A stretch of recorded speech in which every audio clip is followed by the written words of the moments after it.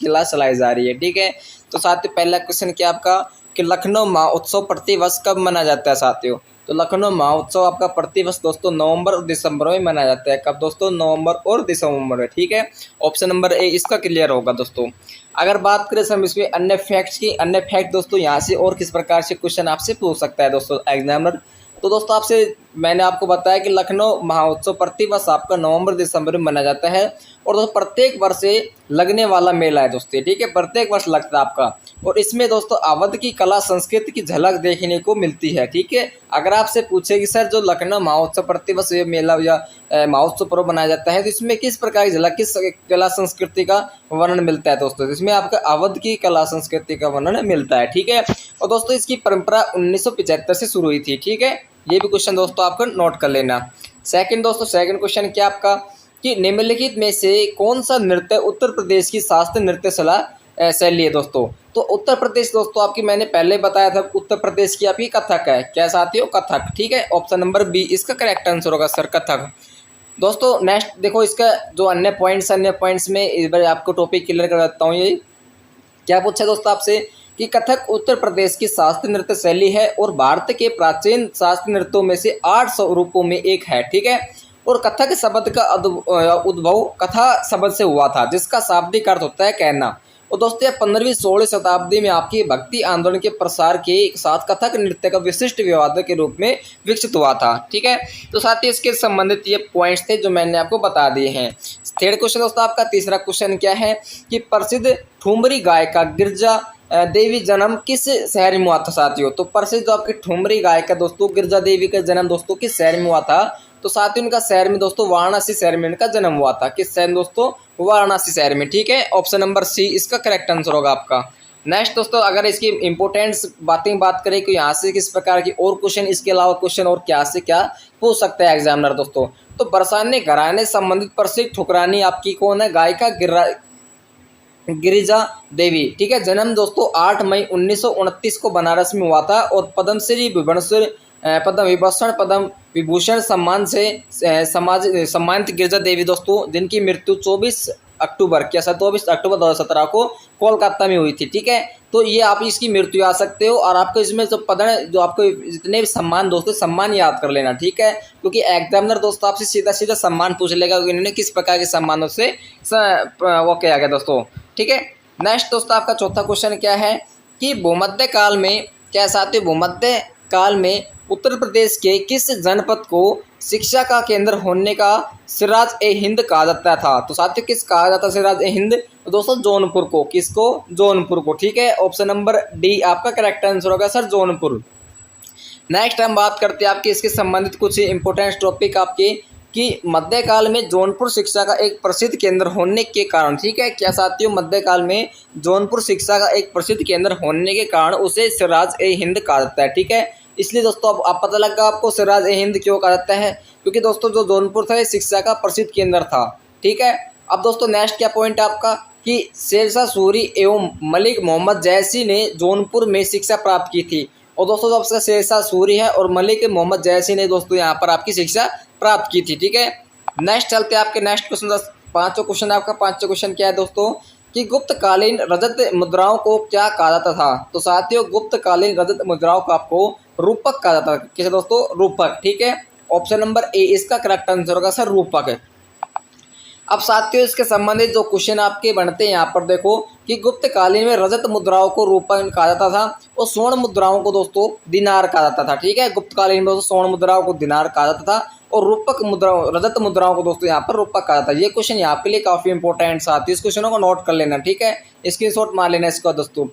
इन सिक्कों का सबसे प्रसिद्ध प्राप्ति स्थल दोस्तों राजस्थान का भरतपुर है। ठीक है, इन सिक्कों का सबसे प्रसिद्ध जो आपका प्राप्ति स्थल है आपके भरतपुर में, ये सब ज्यादा मिलते थे। ठीक है, नेक्स्ट आपका छठा क्वेश्चन। तो छठा क्वेश्चन क्या है कि पानीपत का प्रथम युद्ध किसके मध्य हुआ था? तो साथियों पानीपत का प्रथम युद्ध आपका किसके मध्य दोस्तों हुआ था ये? तो इसका चलो इसको करेक्ट आंसर मुझे आप कमेंट बॉक्स में लिखकर बताना। ठीक है, ये क्वेश्चन स्पेशली आपके लिए साथियों। अब बात करते हैं हम दोस्तों इसके कुछ अन्य पॉइंट से इंपॉर्टेंट पॉइंट दोस्तों ये। ठीक है, कि साथियों पानीपत का प्रथम युद्ध है दोस्तों बाबर और आपके इब्राहिम लोदी के मध्य हुआ था। ठीक है, बाबर और इब्राहिम लोदी के मध्य दोस्तों, और इस युद्ध में इब्राहिम लोदी की हार हुई और बाबर की बाबर की विजय हुई। ठीक है, 27 अप्रैल 1526 को बाबर ने अपने आप को बादशाह घोषित कर दिया, भारत में मुगल साम्राज्य की नींव डाली। अब साथ ही आपसे क्वेश्चन इस प्रकार से पूछ सकता है जैसे कि भारत में जो आपकी बाबर ने दोस्तों मुस्लिम साम्राज्य की नींव कब डाली थी। तो साथियों 27 अप्रैल 1526 में दोस्तों बाबर ने, ठीक है, अपने आप को घोषित कर दिया दोस्तों बादशाह भारत का, और दोस्तों उस समय उसके नींव मुगल साम्राज्य की नींव डाल दी थी। ठीक है, तो ये इस क्वेश्चन को थोड़ा नोट कर लेना आप। सातवां क्वेश्चन क्या आपका, सातवां क्वेश्चन दोस्तों क्या है कि 1919 में जलियांवाला बाग हत्याकांड के समय भारत का वायसराय कौन था। तो साथियों भारत का वायसराय इस समय आपका लॉर्ड चेम्सफोर्ड, क्यों दोस्तों, लॉर्ड चेम्सफोर्ड था। ठीक है, इस समय दोस्तों कौन था भारत का वायसराय, लॉर्ड चेम्सफोर्ड। अब बात करते हैं इसके जो कुछ अन्य पॉइंट्स, देखो अन्य पॉइंट्स यहाँ से क्वेश्चन किस प्रकार से आपकी पुटअप होने वाले हैं कि 13 अप्रैल 1919 को बैसाखी के दिन में अमृतसर में जलियांवाला बाग हत्याकांड हुआ था, और इस समय वायसराय दोस्तों लॉर्ड चेम्सफोर्ड थे। 1916 से 1921 तक था ये। ठीक है, कब से, अगर आपसे पूछेंगे लॉर्ड जेम्स कब तक वायसराय था, तो 1916 से 1921 तक था। तो साथियों इसी समय में रॉयल एक्ट 1919 पास हुआ था। ये क्वेश्चन यहाँ से क्वेश्चन दोस्तों आपके लिए काफी इंपॉर्टेंट है। ये एसएससी क्वेश्चन को हर बार पूछती है कि रॉयल एक्ट कब लागू किया गया, रॉयल एक्ट कब लागू किया गया, लॉ एक्ट कब लागू किया गया। तो इस क्वेश्चन को यहाँ पर नोट कर लेना। ठीक है, भारत सरकार अधिनियम 1919 पारित हुआ था। ठीक है, कब हुआ दोस्तों, भारत सरकार अधिनियम 1919 पारित, इसी समय यानी किसने किया था, ये लॉर्ड चेम्सफोर्ड ने किया था। ठीक है, अब साथियों नेक्स्ट क्वेश्चन आपका 8वां क्वेश्चन क्या है कि डूंगरगढ़ रेखा किसके साथ भारत की सीमा निर्धारित करती है। तो साथियों अफगानिस्तान के साथ भारत की सीमा निर्धारित करती है। ठीक है, ऑप्शन नंबर डी इसका करेक्ट आंसर होगा दोस्तों आपका। और दोस्तों इसके संबंधित कुछ अन्य पॉइंट्स हैं कि भारत और पाकिस्तान के साथ डूंगरगढ़ रेखा सीमा निर्धारित करती है। सीमा रेखा का निर्धारण दोस्तों यहाँ पर 1893 में ब्रिटिश कर्नल मोर्टिन डूंगरगढ़ द्वारा अफगानों के साथ संयुद्धों के मध्य से किया गया था। ठीक है, नेक्स्ट जो क्वेश्चन आता है, नेक्स्ट क्वेश्चन क्या आपका कि नंदा देवी पर्वत शिखर किस राज्य में स्थित है। तो साथियों नंदा देवी जो आपका पर्वत शिखर है ये आपके उत्तराखंड में है। कहाँ पर साथियों, उत्तराखंड में। ऑप्शन नंबर ए इसका करेक्ट आंसर होगा सर, उत्तराखंड। अब दोस्तों इसके संबंधित कुछ आपको जो अन्य इमारतें हैं जिसकी जो आपकी लंबाई है दोस्तों, तो आपके पूछ ले कि दोस्तों जो नंदा देवी पर्वत की चोटी उत्तराखंड में स्थित से ठीक है।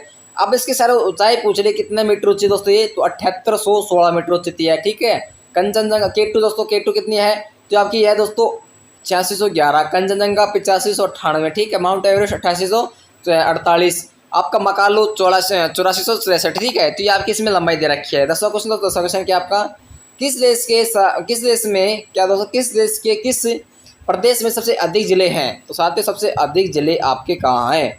चलो एक क्वेश्चन मेरे को ये बताना कि चलो इसको पहले इसका राइट आंसर मुझे आप बताओ कमेंट बॉक्स में। देखो अब मैं देश में जिले बताता हूँ आपको किस में क्या है।